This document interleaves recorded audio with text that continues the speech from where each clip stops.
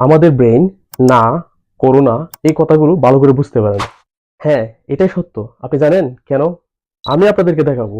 চলুন একটা টেস্ট করা যাক। আমি আপনাকে যেটা না করতে বলবো আপনি সেটা করবেন না। লাল রং নিয়ে কোনো কিছু চিন্তা করবেন না। কি দেখলেন তো? আপনি কিন্তু লাল রং নিয়েই চিন্তা করছেন। আসলে আমাদের ব্রেইন এভাবেই কাজ করে। আপনি যখন আমাদের ব্রেইনকে বলবেন এটা করো না, আমাদের ব্রেইন স্টিল ওইটা নিয়েই চিন্তা করে। এজন্য আমরা যখন মানুষের সাথে কথা বলি, বিশেষ করে বাচ্চাদের সাথে, তখন আমরা কথাগুলো এইভাবে বলতে পারি, এটা করো না, না বলে আমরা বলতে পারি কি করতে হবে। ধরুন, একটা বাচ্চা খাটের উপর লাফাচ্ছে, আপনি ওকে বলুন কাঠের উপর লাফ দিও না, তাহলে তার ব্রেন অটোমেটিকলি ওটাই চিন্তা করতে থাকবে এবং সেও লাফাতে থাকবে। তার থেকে ভালো হয় আপনি যদি ওকে বলেন মেঝেতে খেলনা বিছিয়ে খেলো, তখন সে অটোমেটিকলি এটাই করবে। আরো ধরেন আপনি বাইসাইকেল চালাচ্ছেন, পাশে একটা বড় ডুবা, আপনার ফ্রেন্ড দূর থেকে বলল ডুবার দিকে যেও না। এখন জানেন আপনার ব্রেন সবসময় শুধু ডুবার কথাই ভাবছে।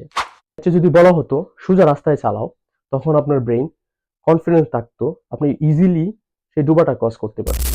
এটাকেই বলে পজিটিভ নির্দেশনা, মানে কি করব সেটা বলা, কি করব না সেটা ব্রেনকে না বলা। এতে করে শুধু আপনার কথা ক্লিয়ার হয় না, আপনার সামনে যিনি শুনছেন তিনি বুঝতেও পারেন সহজে, কাজটাও করতে পারেন সহজে। মনে রাখবেন, না বললে ব্রেন ওইটাই ভাবতে বাধ্য হয়। তাই বলুন কি করা উচিত।